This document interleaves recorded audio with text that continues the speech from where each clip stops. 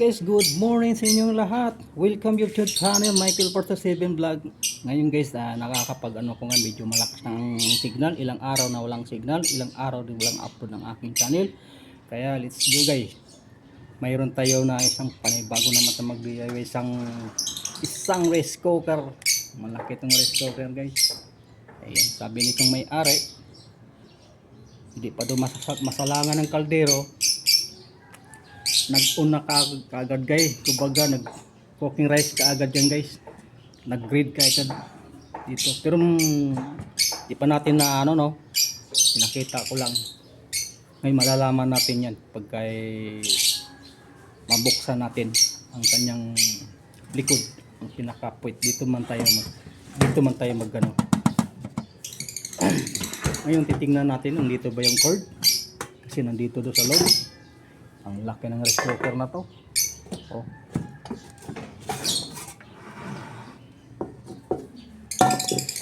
Dito yung kanyang cord. Aba, ang itim nito. Siguro totoo nga yung sabi ng may-ari. Tingnan natin yung kanyang heater, baka nalingkong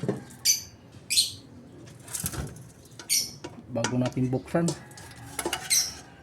Parte yung ang kanyang magnetic yung guys, nangingitim. Pero ito lilinisan natin to para rin magiging isa din na baka ito rin isa din na hindi na didikit yung magnet nito. Sobrang kumbaga nangitim at ito yung kanyang puwit ng kaldero niya. Oh.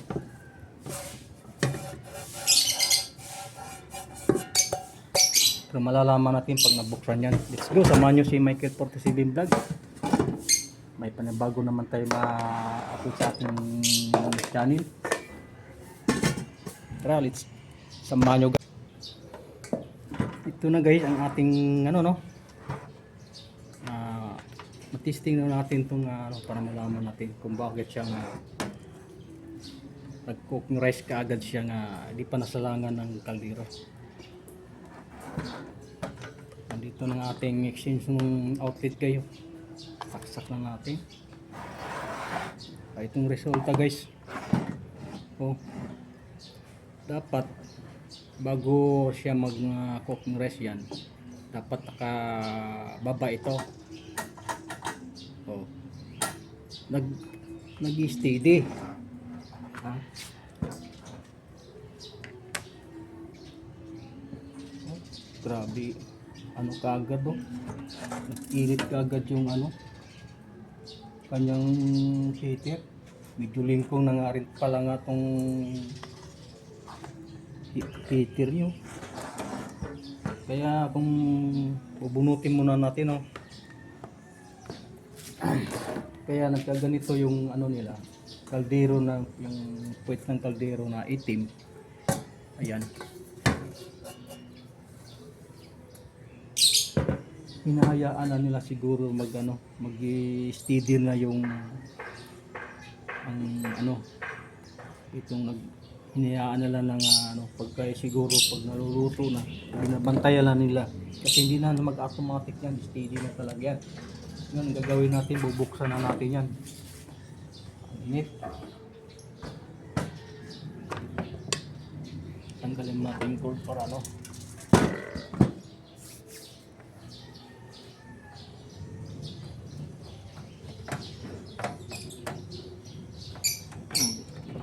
to, magmikos-mikos lang tayo nito, madali lang to. Basta gaga natin solution to.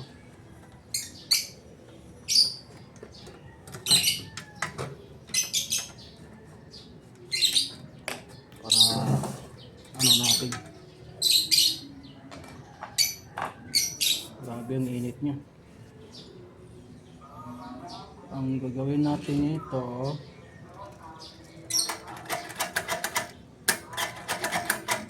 kung bakit siya mabuti nga hindi nasira yung pinaka nito, yung pinaka heater dito sa papuntang guys. yung pinaka ano nito, saka mabuti yung terminal is hindi rin nasisira, okay pa rin.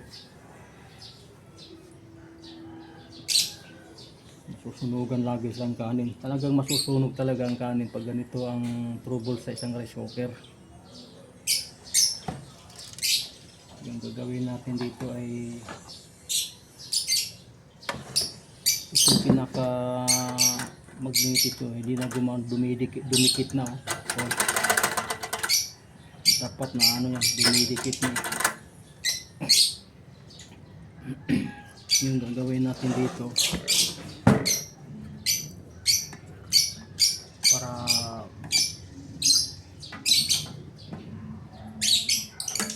luluagan na natin to. Ayan.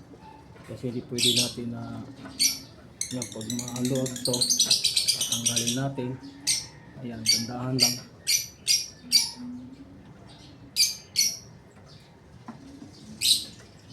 Ayan.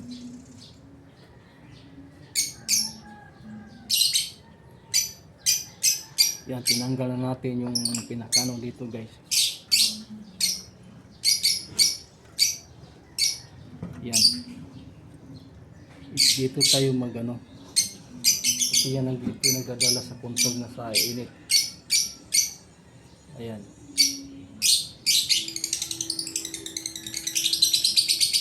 Yung pinaka-print niya guys.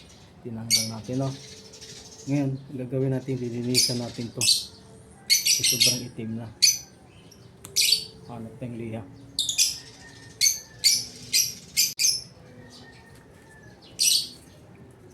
Ayan, may liha na tayo. Kakayurin na natin to.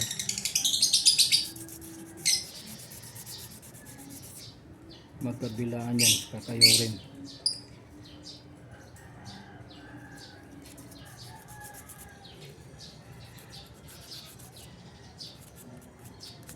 Para matanggal yung pinaka-uling yung dito naman sa kabila,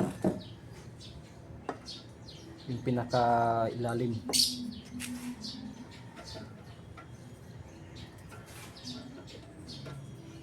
Tanggalan natin to para maganda matanggal siya guys. Ayan.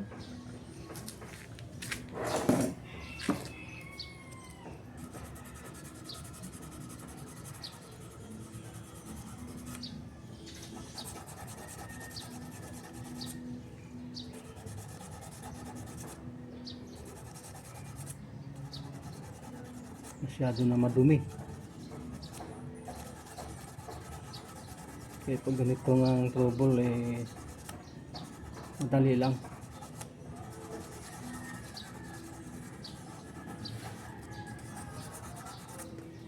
Yan, medyo bumalik na sa dati. Kintab na.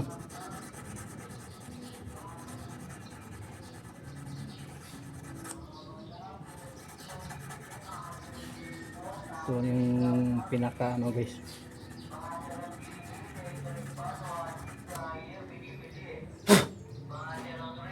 Para ano,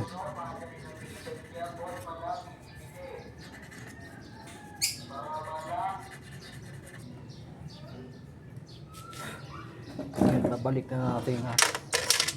Nalaglag pa. Ano ba yan?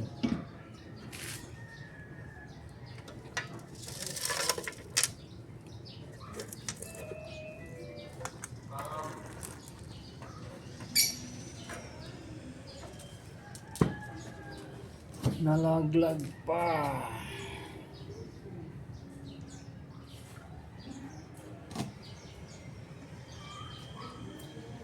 Kasi pinapatayo ko lang to guys, kasi pag pinahiga di mo yan makakabit. Yan, nilalapit na natin yung ano, camera. Ayan.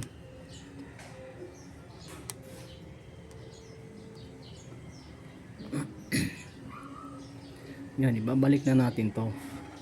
Ito, ibabalik na natin. At ito guys, pinakailalim. Ayan. Eh, pag kayo nagbabaklas, tatandaan nyo para hindi magkamali. Ngayon, ang gagawin po natin, ito naman ang ating isunod. Ah, ito na naman ang ating isunod.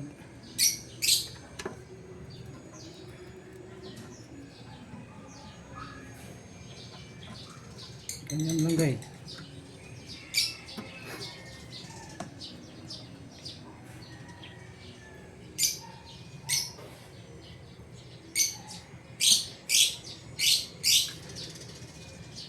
Ngayon, ito na naman isunod. Yung ibabaw niya. Ayan. Ha? Ayan, ito. Ito yung ibabaw niya. Aray ko, ang init. Binikit pa sa ano. Kasi di pwede natin na higain yan. Mga mahirapan tayo pagbalik. Kaya pinaano ko. Ayan. Ngayon, ang mangyayari, ito na naman isunod. Ito yung pinakaibabaw guys. Okay. Depende na sa inyo. Pwede rin na ipailalim. Ayan. Ayan. Ganyan yan. Pwede rin na ipababaw lang to. Ayan.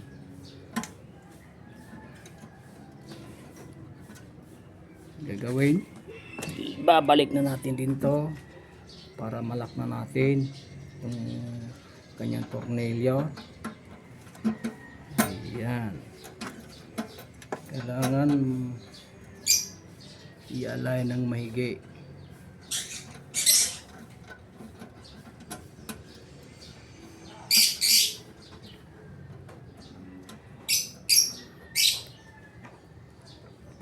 Kaya magsentro talaga yan.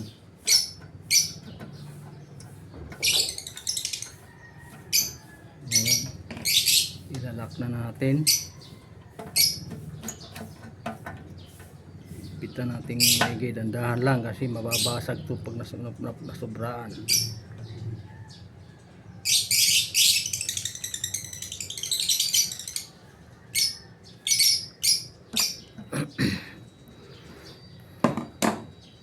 Yan, gagawin natin yung ilalim, tutulak natin pababa konti para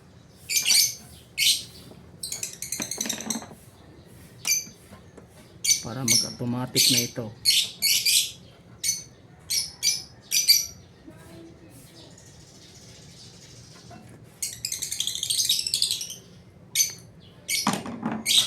Ayun. Ngayon, gagawin natin guys. I-testing na natin. Mahigpit ba? Oh, mahigpit naman. Parang di ata sintro ah.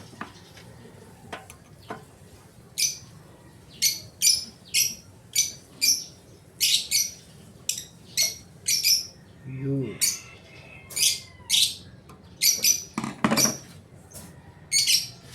Yan. Patayin na natin. Saksak natin.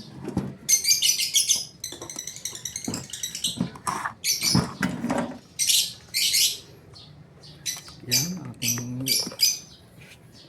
engine outlet. O yun. Hindi na siya guys. Alam siya. Dapat pag ganyan. Ha? Pagka nag-warm, you know, sorry pala, nagkakamali tayo, hindi tayo perfecto. Pagka nag-warm, ibig sabihin saka na yan, pagka binaba ito, saka na lilipat tong ito sa cooking fry.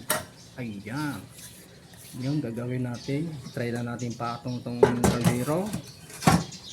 Kahit walang alaman, okay lang yan. Kung didikit ba itong magnetic sa gitna. Ay, yun pala. Oh, pero kailangan malinisan yung puwet ng kaldero niyan kasi masisira lalo ang ano niyan, ang heater niyan. Oh, di ba? Oh. Ngayon pag mag-automatic yan, pag ganyan. hindi na siya nagbago. Ganun pa rin. Pagka inangat yung kaldero, nag-warm. Ha? Ganun lang yan. Ngayon, okay na ako yan. Eh, pwede natin na lang bubunutin. At itong kaldero, sasabihin ko lang sa may-ari. Palinisan lang ito. Daan na lang ng liha to. Laglag pa.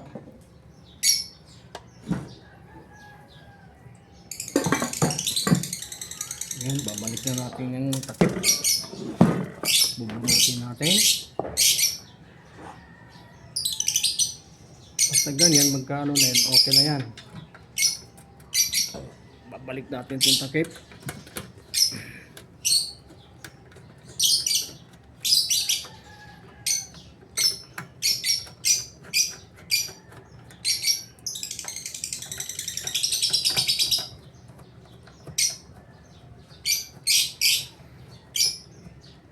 Walang problema, masisira yung pinaka-heater niya, yung sa gitna.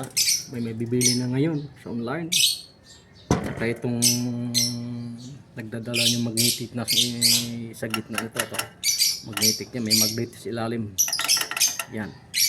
May mabibili na rin sa online yan. Pag ito, mayroon na din. Tulong kukuha namang sukat yan kung anong laki ng bilog niya.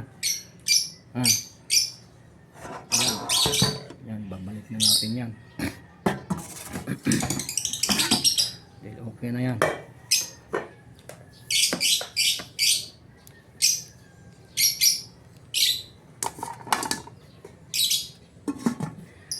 Hanggang dito lang guys ang ating pagbablog na panibago natin mag-DIY sa ating rice cooker na ano bang pangalan nito? Hanabishi brands, Hanabishi niya guys. Kaya guys, thank you plus sa inyong pagsusuporta sa aking channel, no? Kaya hanggang dito lang guys. Bye bye, thank you for watching.